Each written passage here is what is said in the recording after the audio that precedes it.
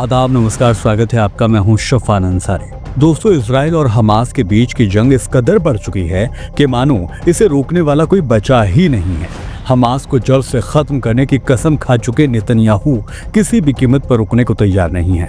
ताज़ा arrear strike में पिछले 48 घंटों में गाजा में इजरायली सेना की गोलीबारी में कम से कम 10 फिलिस्तीनी मारे जा चुके हैं और ये सभी अमेरिका समर्थित गाजा ह्यूमैनिटेरियन फाउंडेशन यानी GHF से मदद लेने की कोशिश कर रहे थे। गाजा के सरकारी मीडिया कार्यालय के मुताबिक राफा में सहायता वितरण केंद्र पर भूखे फिलिस्तीनियों की भीड़ पर इजरायली सेना ने गोलीबारी कर दी। इस घटना में 62 लोगों के घायल होने की भी खबर है। मीडिया कार्यालय ने इस घटना को जघन्य अपराध करार देते हुए कहा है कि सहायता केंद्र मौत के जाल में बदल चुके हैं। हालांकि ये साफ नहीं है कि गोलीबारी की कितनी घटनाएं हुई हैं और मौतें कितने दिनों में कितनी हुई हैं। गाजा में लगातार हो रही गोलीबारी और बमबारी पर बोलते हुए फिलिस्तीनी UN राजदूत ने आंसू तक बहा दिए। प्रिया मंसूर अपने भावुक भाषण के दौरान ये कहते हुए रो पड़े कि गाजा में मासूम बच्चे मर रहे हैं और ये दर्द बर्दाश्त के बाहर है, जबकि नेतन्याहू को इसकी कोई फिक्र नहीं है।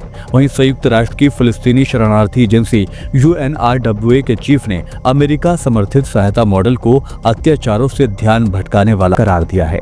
न्यूयॉर्क में संयुक्त राष्ट्र सुरक्षा परिषद की बैठक में अल्जीरिया, फ्रांस और यूनाइटेड किंगडम ने भी इजराइल से बेरोक-टोक सहायता वितरण की अपील की है। बुधवार को इजरायली PM ने बताया था कि हमास के गाजा चीफ मोहम्मद सिनावर को खत्म कर दिया गया है। इजरायली सेना को हमास के गाजा चीफ मोहम्मद सिनावर की बहुत दिनों से तलाश थी। उसे खत्म करने के बाद इजराइल ने सांस भी नहीं ली और यमन की राजधानी सना के मुख्य हवाई अड्डे पर हमले करना शुरू कर दिया। दरअसल यमन के हूती विद्रोहियों ने इजराइल की ओर 2 प्रोजेक्टाइल दागे थे और इसका दावा भी किया था। इसके बाद इजराइल ने हूती के आतंकी ठिकानों पर बम बरसाए। खुद इजरायली रक्षा मंत्री इजराइल काटज ने इसकी जानकारी भी दी है।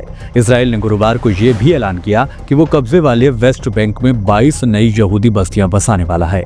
इनमें बिना इजाजत बनी बस्तियों को वैधता देना भी शामिल है। 1967 के युद्ध में इजराइल ने वेस्ट बैंक पर कब्जा किया था और फिलिस्तीनी इसे अपने भविष्य के राष्ट्र का मुख्य हिस्सा मानते हैं। ऐसे में इजराइल के इस कदम से इस इलाके में तनाव और ज्यादा बढ़ सकता है।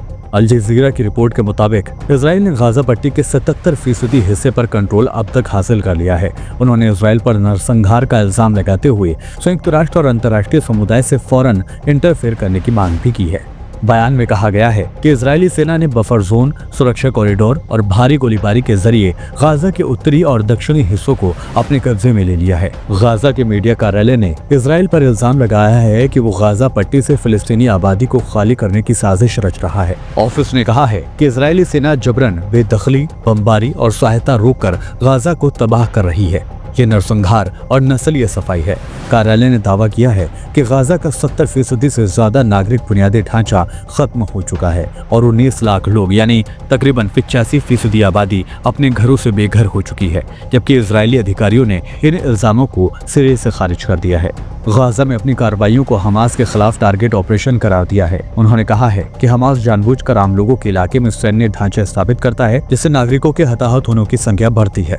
दोस्तों, इस वक्त फिलिस्तीन की हालत बेहद खराब है। वहाँ भूखमरी जैसे हालात हैं और इजराइल भूखे और बेजान लोगों पर रहम के मूड में अभी नजर नहीं आ रहा है। आपकी क्या राय है? क्या इस वक्त पूरी दुनिया में कोई भी ऐसा देश नहीं बाकी है जो इजराइल के जो ये हमले हैं उनको रोक पाए? क्या लगता है आपको? आप अपनी राय हमें कमेंट के जरिए दे सकते हैं। फिलहाल मेरे साथ इस वीडियो में इतना ही। वीडियो पसंद आया तो वीडियो को लाइक करें, शेयर करें और हमारे चैनल को सब्सक्राइब करना ना भूलें।